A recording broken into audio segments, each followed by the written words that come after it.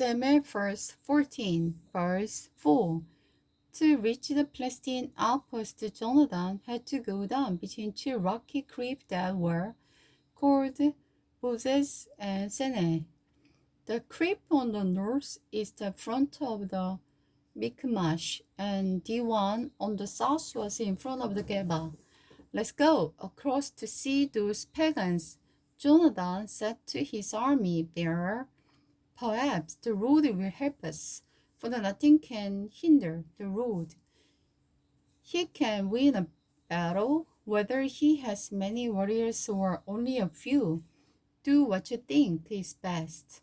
The youth replied, I am with you completely.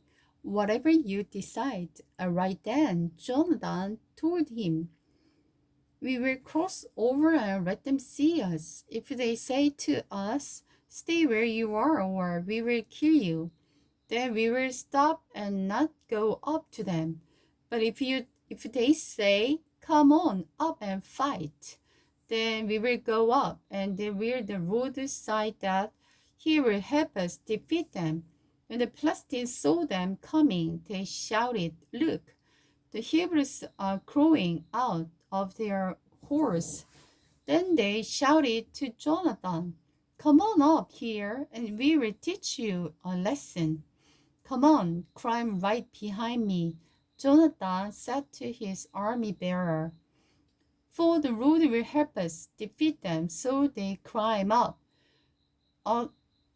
using both hands and feet, and the Philistines fell back as Jonathan and his armor bearer killed them right and left. They killed about 20 men in all, and their bodies were scattered over about half an acre. Suddenly, panic broke out in the Palestine army, both in the camp and in the field, including even the outpost and the repeating party.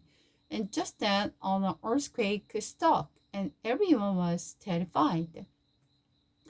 Israel defeat the Palestine. Source: look out in Jabez saw a strange sight. The vast army of the Palestine began to melt away in every direction. Find out who isn't here, Saul ordered, and when they checked, they found that Jonathan and his army bearer was gone. Then Saul shouted to Ahijah, bring the abbot here, for at that time Elijah was wearing the abbot in front of the Israelite. But while Saul was talking to the priest, the shouting and the confusion in the Palestine camp grew louder and louder. So Saul said to the Elijah, never mind, let's get going.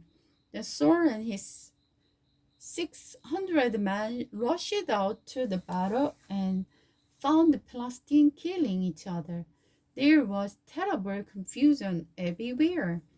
Even the Hebrew who had gone over the Palestine army revolted and joined in with Saul, Jonathan, the rest of the Israelites. Likewise, the men who were hiding in the hill joined the chase when they saw the Palestine running away. So the Lord saved Israel that day. The battle continued to rage even out beyond Beth Evan, Saul's foolish oath. Now the men of Israel were worn out that day because Saul had made them take an oath, saying, let's curse, fall on everyone who eats before evening, before I have for revenge on my enemies. So no one ate a thing all day, even though they found honeycomb on the ground in the forest.